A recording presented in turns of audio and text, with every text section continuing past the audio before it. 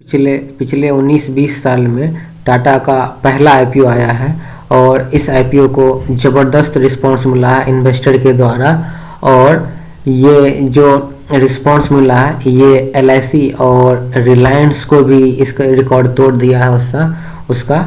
और हम आगे देखेंगे कि इसमें कितने गुना रिस्पांस मिला है और इतने गुना सब्सक्राइब हुआ है, अधिक सब्सक्राइब हुआ है तो सभी को नहीं मिलेगा। इसलिए जिसको नहीं मिलेगा और वो यदि इसके अल्टरनेट और कंपटीटर में इन्वेस्ट करना चाहे तो ये जो 3 कंपनियां मैं आज आपको बता रहा हूँ इन कंपनियों में इन्वेस्ट कर सकते हैं और ये अच्छे रिटर्न दे रही है। मल्टीबैगर कंपनियां ये भी रिटर्न देगी और अभी दे रही है। अच्छा लगेगा तो हमारे चैनल को सब्सक्राइब कर लीजिएगा, वीडियो को लाइक कीजिएगा। जैसा कि आप न्यूज़ में देख सकते हैं, Tata technology IPO closes with subscription of nearly 70x and bid worth 1.5 lakh crore. मतलब 1.5 लाख करोड़ का ये बिड लगा है उस पर। और जो सब्सक्रिप्शन हुआ है वो 70 गुना अधिक हुआ है सब्सक्रिप्शन। मतलब जो एक लॉट है उस एक लॉट के लिए लगभग 70 लोगों ने सब्सक्राइब किया है और 70 लोगों ने सब्सक्राइब किया है तो मिलेगा सिर्फ एक को, बाकी को नहीं मिलेगा 69 को। तो 69 को नहीं मिलेगा तो वो जो मैं आज कंपनी बता रहा हूँ इसके कंप्यूटर चाहे तो आप वहाँ इन्वेस्ट कर सकते हैं, वहाँ भी आपको अच्छे रिटर्न मिल सकते हैं। लेकिन टाटा है, ब्रांड इसीलिए कहते हैं ब्रांड, और ब्रांड का वैल्यू होता है। इसमें आप देख सकते हैं कि ये इशू साइज जो है ये 2200 करोड़ का था और 69.43 times as of 5 PM and bid worth इतना 5 बजे तक बोल रहा है, फ्राइडे के 5 बजे तक 69.43 टाइम्स सब्सक्राइब हुआ था, जिसे हम 70 टाइम्स कह सकते हैं। और यदि हम उम्मीद करते हैं कि आपको मिल जाए, यदि आपने सब्सक्राइब किया है और नहीं मिला तो आप इन पे रख सकते हैं। जिसमें से हमारी पहली कंपनी है डिक्सन टेक्नोलॉजी। डिक्सन टेक्नोलॉजी ज़बरदस्त रिटर्न दी है अभी तक में अपने इन्वेस्टर को, और इन्वेस्टर इतने इसमें बुलिश हैं और इतने कॉन्फिडेंस है, आगे मैं दिखाऊंगा, आप देख के चौंक जाएंगे कि प्रमोटर्स के होल्डिंग के बराबर फॉरेन इन्वेस्टर और डोमेस्टिक इन्वेस्टर ने शेयर ले रखा है और लगातार वो सब अपने स्टेक बढ़ाए जा रहे हैं। इसका आप जब रिटर्न देखेंगे तो ये आप देख रहे हैं थोड़ा सा गिरावट होने के बाद ये ऊपर ही भागी है और लगातार रिटर्न दे रही है, मल्टीपल किए जा रही है। हालांकि इसमें फ्लक्चुएशन ज़्यादा में देखने को मिल रहा है शेयर में, लेकिन कंपनियां रिटर्न दी है, पैसे बनाए हैं। और जब इसके डेटा देखेंगे, एनालिसिस करेंगे तो उससे पता लगेगा। ये कंपनियां अब देख सकते हैं ये जो कंपनी सेल जो इसका हुआ है मार्च 2012 में 572 करोड़ की सेल करने वाली कंपनी मार्च 2023 में 12,192 करोड़ की सेल कर रही है। और इसका जब ओपीएम देखेंगे तो ये 4% है, लेकिन 4% होने के बावजूद इसमें 255 करोड़ की नेट मुनाफा प्रॉफिट कमाई है। और इसके साथ देखेंगे तो 32, 34, 40 और अभी के इस साल में थोड़ा सा गिरावट देखने को मिला है, पर मुझे लगता है ये मैनेज कर सकता है। कंपाउंड इसका प्रॉफिट ग्रोथ देखेंगे तो ये 54, 33, 29, 32 है। थोड़ा सा इसमें गिरावट देखने को मिल रहा है। बाकी इससे रिटर्न ऑन इक्विटी कांस्टेंट है 23 करके हर साल लगभग दे रही है। और इसके जब आप प्रमोटर्स होल्डिंग देखेंगे तो उससे आपको पता लगेगा कि किस हिसाब से इस पर इन्वेस्टर बुलिश है। आप देख सकते हैं दिसंबर 2020 में 35% प्रमोटर्स के पास था, 20% फॉरेन इन्वेस्टर के पास और 15% डोमेस्टिक इन्वेस्टर के पास। और लेटेस्ट डेटा देखेंगे सितंबर का तो 33.8 मतलब 34 है, 34 के आसपास % प्रमोटर्स के पास है, 15.5% फॉरेन इन्वेस्टर के पास और 27.5% डोमेस्टिक इन्वेस्टर के पास, 23% बचा है जनता के लिए। तो आप इस हिसाब से देख सकते हैं जितने फॉरेन डोमेस्टिक इन्वेस्टर के पास है उतने ही प्रमोटर्स के पास है। लगभग बांट रखा है सब चारों ने अपने हिस्से में। इतने इस पर बुलिश है और इतने इसके डिमांडिंग है जनता के बीच। तो आप चाहे तो इस पर नज़र रख सकते हैं। और इसके जब आप देखेंगे सेक्टर्स ये किस सेक्टर में काम करती है तो इससे आपको पता लगेगा। ये इसके लिए काम करती है, सिक्योरिटी आप देख सकते हैं यहाँ security surveillance system, reverse box, TV का जो सेटअप बॉक्स वो बनाती है, कंज्यूमर इलेक्ट्रॉनिक्स के लिए काम करती है जैसे टीवी, रेफ्रिजरेटर, ये सब, home appliance, refrigerator, washing machine, इसके लिए ये बनाती है, lighting solution, bulb, mobile phone और इस तरह के जो हमें डेली यूज होने वाले प्रोडक्ट है उसके लिए काम करती है। यहाँ पे आप देख सकते हो, वी ऑफर वन ऑफ इस kind service for repair and refurbish of multiple product like setup box, LED TV, mobile phone, CCTV, reverse logistic करती है, मतलब डिफाई लाइफ में जो रेगुलर प्रोडक्ट यूज करते हैं, जितने भी प्रोडक्ट लगभग यूज करते हैं, लगभग सब इलेक्ट्रॉनिक्स प्रोडक्ट लगभग सभी ये मैन्युफैक्चर करती है और ये ब्रांड के लिए करती है। जैसे सैमसंग को चाहिए उसको फ़ोन बनवाने हैं तो ये डिक्सन से बनवाते हैं, चाहे ओप्पो जो भी कंपनियां हो चाइनीज़, वो भी यदि इंडिया में प्रोडक्ट अपने से सेल करती है तो इसी कंपनियां से लगभग डिक्सन से ही बनवाती है, चाहे Xiaomi हो चाहे दूसरी कंपनियां हो। तो ये सेटअप और सेटअप बॉक्स चाहे एयरटेल हो चाहे जियो हो, कोई भी अपना सेटअप बॉक्स बेचती है तो इसी कंपनी से का बना हुआ होता है और यही बनाती है मैक्सिमम कंपनियों की। तो इसलिए ये कंपनियां इसमें जो इन्वेस्टर हैं बुलिश हैं इसी वजह से, क्योंकि इसका एक ब्रांड वैल्यू है और मार्केट बन गया है।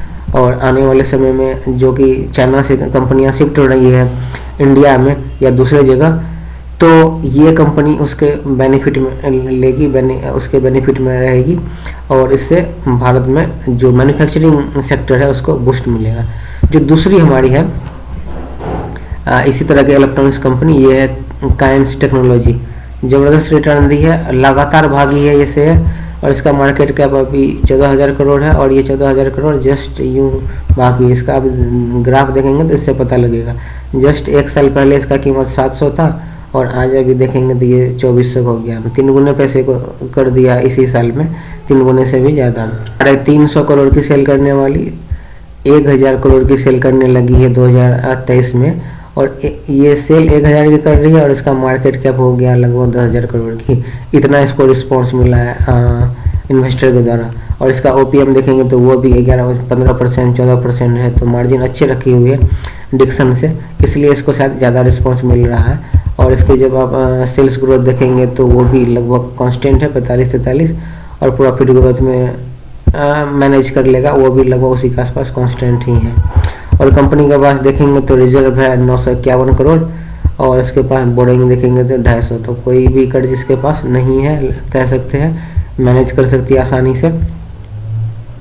बाकी इसका आप जब शेयर होल्डिंग पैटर्न देखेंगे तो दिसंबर 2022 में 63% था प्रोमोटर्स के 63.5% और फॉरेन इन्वेस्टर के पास 8.5% था और डोमेस्टिक वाले के पास 11.5% था।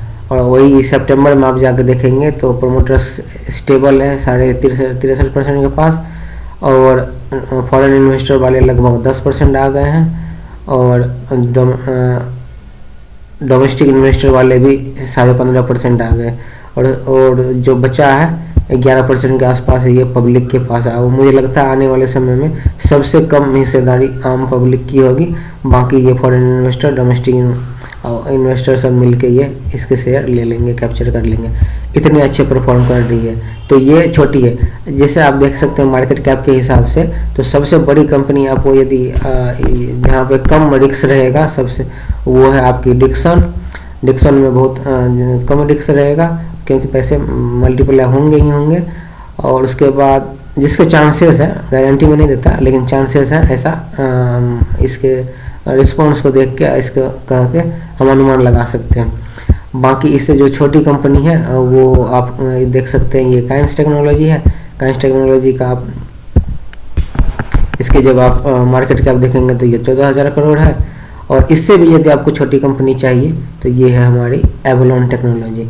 एवलॉन टेक्नोलॉजी का आप देखेंगे मार्केट कैप तो इसका मार्केट कैप अभी 3,000 करोड़ की है, छोटी कंपनी है और इसका पी 73 हो गया, मतलब इसके भी अब धीरे धीरे स्टेक बढ़ा रहे हैं इन्वेस्टर। और ROC इसका 16 है, ROE भी 16.8 के आसपास, ये दोनों सेम है। और इसके जब आप एवलॉन टेक्नोलॉजी के रिजल्ट देखेंगे तो 2020 में 642 करोड़ की सेल करने वाली कंपनी मार्च 2023 में 945 करोड़ की सेल कर रही है। और इसका ओपीएम भी देखेंगे तो 12% है, तो इसको हम अच्छा कर सकते हैं अच्छे। और इसके जब सेल्स ग्रोथ देखेंगे तो 14-12 और प्रॉफिट ग्रोथ 66-88 है। बाकी इसका रिजर्व देखेंगे तो 520 करोड़ का रिजर्व है, और बोरोइंग देखेंगे तो 136 करोड़ की बोरोइंग है, तो ये आसानी से मैनेज हो जाएगा। और इसके जब आप शेयर होल्डिंग पैटर्न देखेंगे तो आप यहाँ भी आप देख के आपको ये लगेगा कि मार्च 2023 में 71% था प्रमोटर्स के पास, और 0% था फॉरेन इन्वेस्टर और डोमेस्टिक इन्वेस्टर। उसके बाद दिसंबर का करंट कैसे देखेंगे तो 51% है प्रमोटर्स के पास, और 9% है फॉरेन इन्वेस्टर के पास, और 16% से ज़्यादा है डोमेस्टिक इन्वेस्टर के पास, और 23% के आसपास आम पब्लिक के पास। तो इससे आपको पता लग सकता है कि हाँ, इसमें जो इलेक्ट्रॉनिक सेक्टर है उसमें कितने इन्वेस्टर इंटरेस्टेड है। और इसी वजह से ये जो टाटा के आईपीओ में जो ज़बरदस्त रिस्पॉन्स देखने को मिला है, 70% का जो जंप ये देखने को मिला, ये इसी वजह से हुआ है। तो अब एवलॉन टेक्नोलॉजी का आप देखेंगे तो एवलॉन टेक्नोलॉजी काम किस किस सेक्टर में करती है, क्यों इसकी डिमांडिंग इतने हैं, तो ये देखें पावर सेक्टर के में यूज होने वाले जो इलेक्ट्रॉनिक्स प्रोडक्ट हैं वो बना रही है, रेलवे के लिए काम करने वाली है काम करती है, एरोस्पेस में लगने वाले, क्लीन एनर्जी में यूज होने वाले क्लीन एनर्जी, स्मार्ट प्रोडक्ट भी बनाती है, हेल्थ केयर के लिए काम करती है, टेलीकॉम के लिए काम करती है, इंडस्ट्रियल सेक्टर एरिया के लिए काम करती है, इलेक्ट्रॉनिक्स मोबिलिटी और डिजिटल इंफ्रास्ट्रक्चर, जहाँ पे ये डिजिटल सर्विस को बूस्ट करेगी, उनको सर्विसेज देगी। और ये क्लीन एनर्जी के लिए, रिन्यूएबल एनर्जी के लिए काम करती है, सोलर सेक्टर के लिए भी काम करती है, और वहाँ पे ये अच्छे प्रेजेंस बना रही है धीरे धीरे। और ये देख सकते हैं डिजाइन बनाती है, एनपीआई करती है, वॉल्यूम प्रोडक्शन कर देती है, असेंबल भी करती है, उसके बाद केबल वायर हार्डनेस करती है, seat metal, aerospace metal, machine magnetics, plastic, system integration, logistic, इस तरह की सर्विसेज देती है। ये एरोस्पेस मैन्युफैक्चरिंग में इन्वॉल्व है, प्रोडक्शन एंड आउटसोर्सिंग है। तो ये इसके ज़बरदस्त काम है, और अच्छे रिस्पांस भी दे रही है, अच्छे कंपनी, और जनता का भी रिस्पांस अच्छा मिल रहा है। तो यदि आने वाले समय में यदि आपको टाटा टेक का आईपीओ मिलता है तो अच्छी बात है, इससे आप उसमें इन्वेस्ट करते हैं तो अच्छी बात है। और या आपको यदि कोई अल्टरनेट चाहिए तो आप इन 3 कंपनियां पे आप नज़र रख सकते हैं, इसमें आप इंटरेस्ट ले सकते हैं। पहली है डिक्सन टेक्नोलॉजी, उसके बाद है काइंस टेक्नोलॉजी, और उसके बाद नेक्स्ट है हमारी एवलॉन टेक्नोलॉजी। इस वीडियो में आज के लिए इतना ही। अच्छा लगा तो हमारे चैनल को ज़रूर सब्सक्राइब कर लें और वीडियो को लाइक करें। हमारे channel get rich idea subscribe करें।